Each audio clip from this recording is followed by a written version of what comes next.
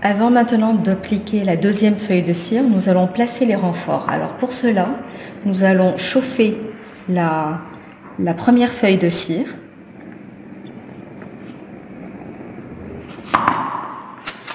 Prendre le renfort arciforme, le chauffer, le passer à la flamme et l'insérer dans cette première feuille de cire.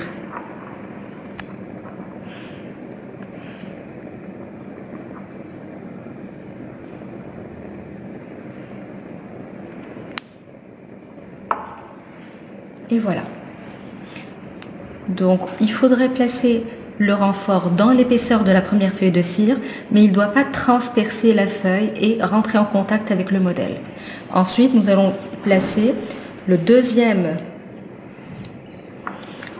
renfort. Donc on le passe à la flamme d'abord et on le positionne.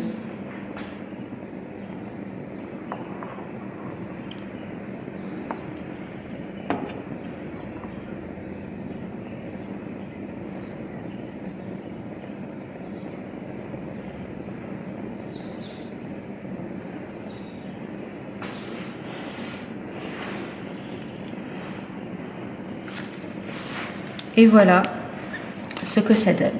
Donc avant de passer maintenant à l'application de la deuxième feuille de cire, je vais déjà fignoler un petit peu l'insertion de ce fil de renfort dans la première feuille de cire avant de passer et d'appliquer la deuxième.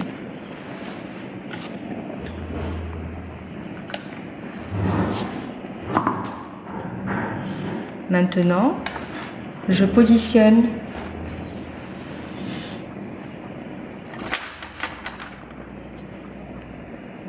alors là je vois que j'ai un espace entre mon fil de renfort et la cire. Donc là je vais chauffer et faire fondre la cire pour que ça soit parfaitement adapté. Pareil de ce côté-là, donc il y a un petit manque. Donc je fais chauffer ma cire pour que ça soit bien inséré.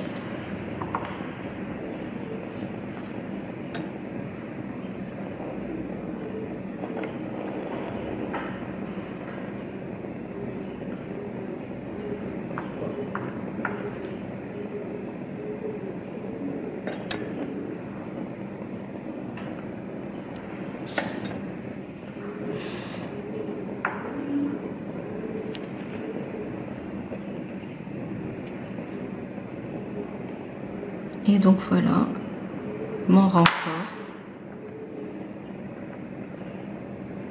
que j'enfuis dans la cire.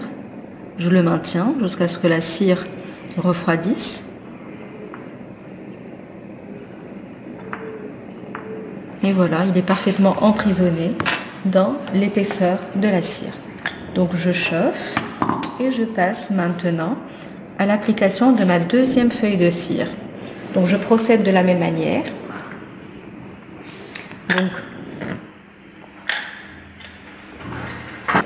Et maintenant nous allons passer à l'application de la deuxième feuille de cire. Donc on va lécher pareil la cire, pareillement. Ne jamais repasser sur le même endroit deux fois de suite, donc espacer.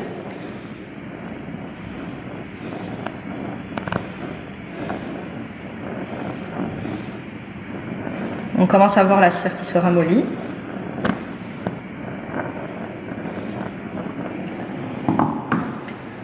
Donc je vaseline mes doigts et j'applique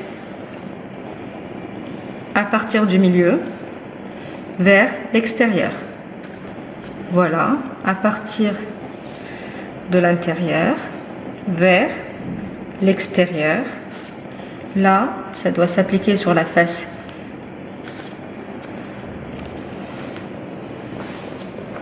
Quand vous avez un pli, tant que la cire est encore chaude, vous pouvez repasser et déplisser cet endroit-là.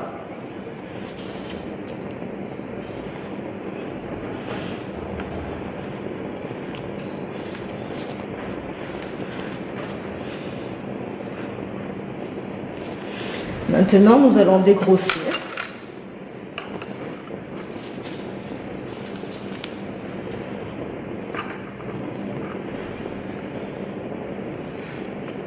Dans un premier temps, avant de passer au découpage de manière ultra précise.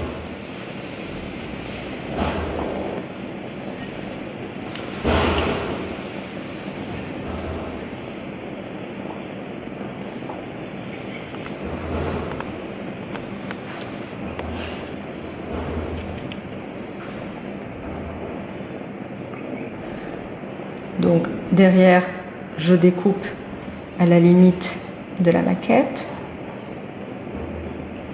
Donc là, j'ai une languette qui va aller contourner la face distale de la dernière dent.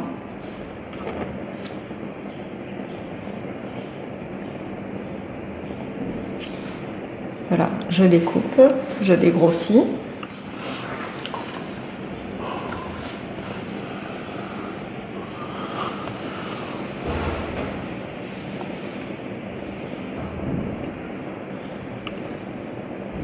Je découpe également par là.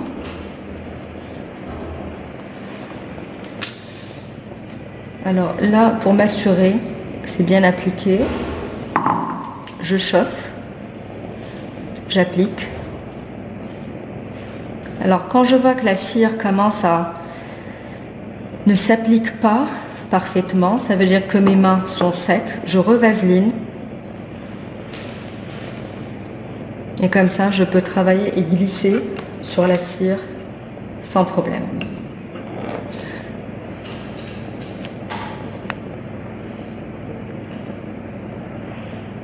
Donc voilà, je découpe au niveau antérieur.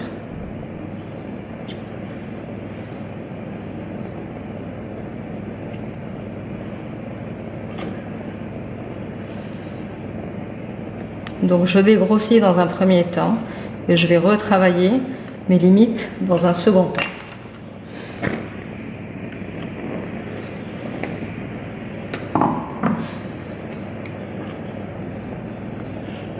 J'applique ici contre le modèle pour que ça soit en contact intime avec le modèle.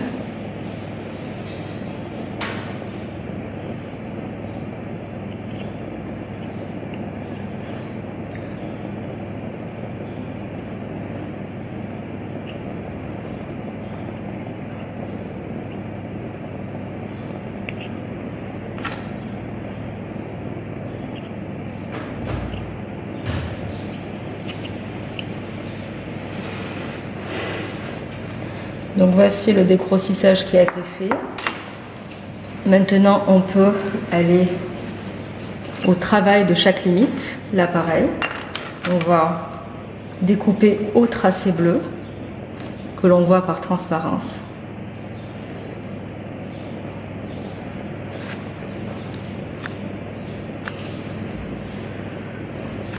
Alors, quand je passe mon doigt, je sens qu'il y a un mur, vraiment, comme un trottoir entre la cire et la dent. Il n'y a pas de continuité parfaite. Donc c'est ce qui va être travaillé au niveau de toutes les limites, sans exception. La flamme, elle doit être plus faible.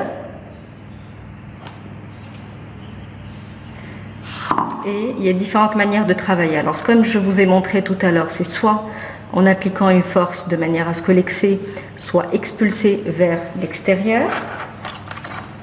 Et ensuite, on recoupe aux limites bleues.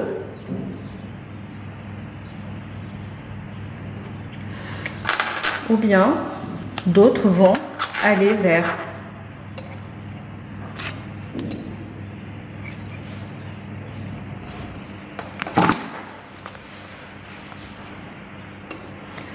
ou bien vous pouvez également dégrossir avec un instrument chaud que vous allez passer.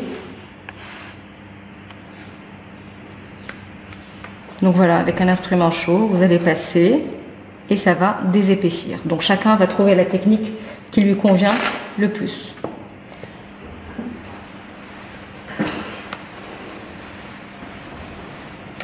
Alors là, il y a des petites irrégularités de surface.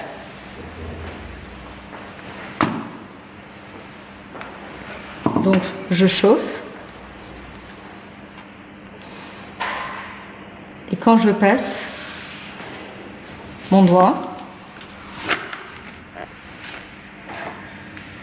ça permet à la fois de désépaissir, mais en même temps d'améliorer l'état de surface. C'est-à-dire que si vous avez des irrégularités, vous allez appliquer, forcer, appuyer sur un endroit plus que d'autres, plus qu'un autre, et ça va améliorer l'état de surface.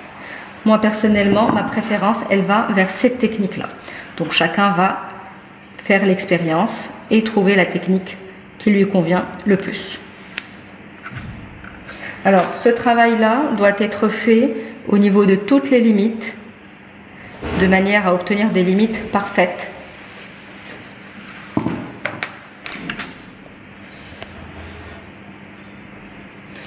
Alors on découpe déjà.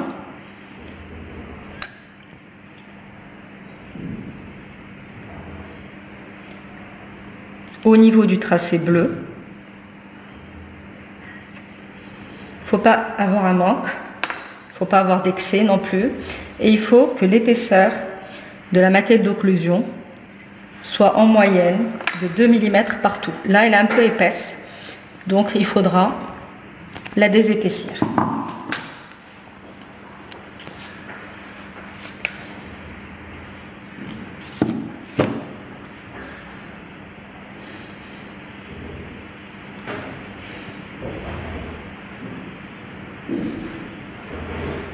Donc je vaseline un peu mon doigt pour que ça puisse glisser sur la cire.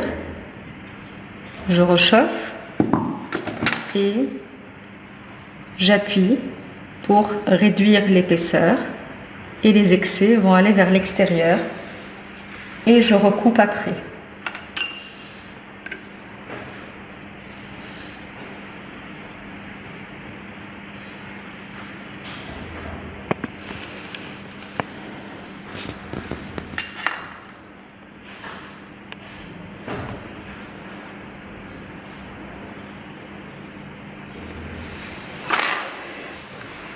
Alors, ce travail-là va être fait au niveau de toutes les limites. Donc, ce qu'on vient de voir à l'instant, il faudra le faire au niveau des autres limites. Donc, je vais également le montrer au niveau de la limite postérieure.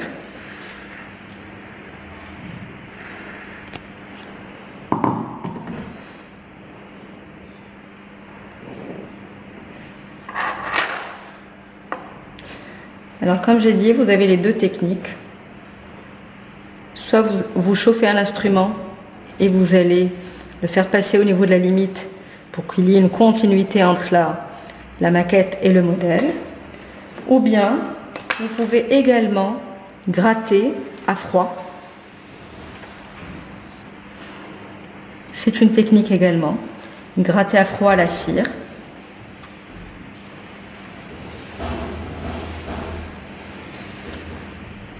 Donc voici, pour l'instant, vous avez les trois techniques, gratter à chaud, à froid, ou bien avec votre doigt, avec vos mains. Donc là, je vais finir avec à la main, cette partie-là postérieure.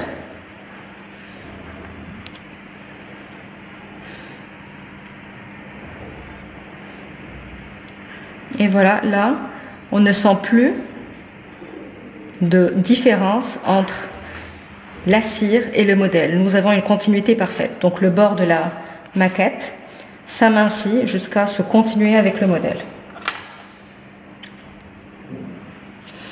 Et puis là, je recoupe et je m'arrête sur mon tracé bleu.